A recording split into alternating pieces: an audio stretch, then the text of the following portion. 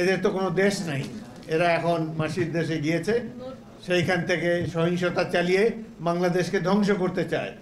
এত অত্যাচার, নিপীড়ন, মানি লন্ডারিং করে দেশের অর্থনীতি ফোকলা করে দিয়ে গেছে, কিন্তু এদের জন্য তাদের কোনো অনুশোচনা নাই, তারা কোনো দুঃখবোধ তাদের নাই। এই যে বাংলাদেশের প্রতিষ্ঠান ধ্বংস করে গেল, তিনটি নির্বাচনে একের পর এক তারা যে প্রহসন মঞ্চস্থ করে জনগণের গণতন্ত্রকে ধ্বংস করে গেল, এই জন্য তাদের মধ্যে কোনো অপরাধ বোধ ক্রিয়াশীল নয়। তারা প্রতিবেশী রাষ্ট্র ভারতের স্বার্থ উদ্ধারের জন্য রাজনীতি করে, ভবিষ্যতেও তাই করবে। এদের মধ্যে কোনো পরিবর্তন আমরা দেখতে পাচ্ছি না। হিল ট্র্যাক্সে আবার শুরু হয়েছে পুরানো খেলা। এই চট্টগ্রাম হিল ট্র্যাক্স, ইতিমধ্যে সেখানে ভারতীয় পতাকা উঠত বহু বছর আগে থেকেই। কেবলমাত্র শহীদ রাষ্ট্রপতি জিয়াউর রহমান তিনি সেখানে বাঙালিদেরকে পাহাড়ি এলাকায় পুনর্বাসিত হওয়ার কামলে জনসংখ্যার মধ্যে একটা ব্যালেন্স এসেছে, যার জন্য এখন আর তারা ভারতের পক্ষে স্বাধীনতা ঘোষণা করতে পারছে না। এই জন্য শহীদ জিয়াউর রহমান ইতিহাসে অমর হয়ে থাকবেন। তিনি বাংলাদেশের অখণ্ডতাকে রক্ষা করেছেন, স্বাধীনতা সার্বভৌমত্বকে সবসময় পতাকাকে উড্ডীন রেখেছেন।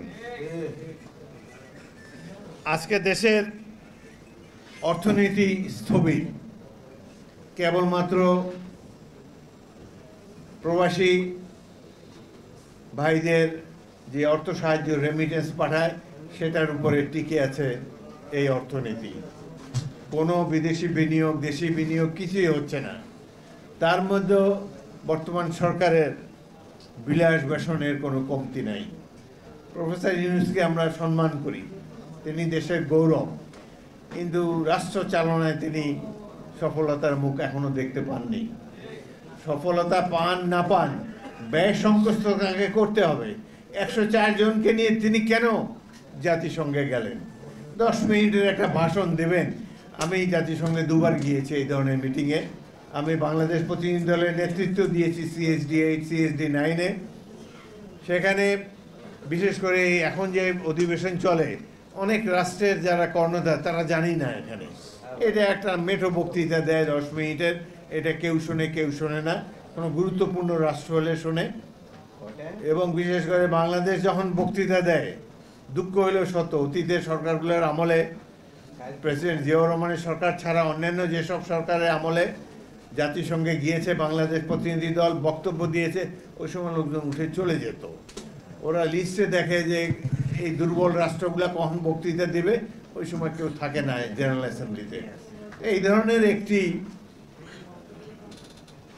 অপ্রাসঙ্গিক একটি মিটিংয়ের জন্য 104 জনের বিরাট লটবহর নিয়ে গিয়েছে। এটা বাংলাদেশের জনগণের ট্যাক্স পেয়ারের অর্থের অপচয়। তার প্রেস টিমের 5 জন গিয়েছে, অন্যান্য সাংবাদিকরা তো গিয়েছে। এটা তো আপনার আমাদের অর্থের অপচয়। এইভাবে মাঝখানে তার বোধোদয় হয়েছিল, তিনি 54 জন নিয়ে গিয়েছিলেন, অ্যাকসেপ্টেবল।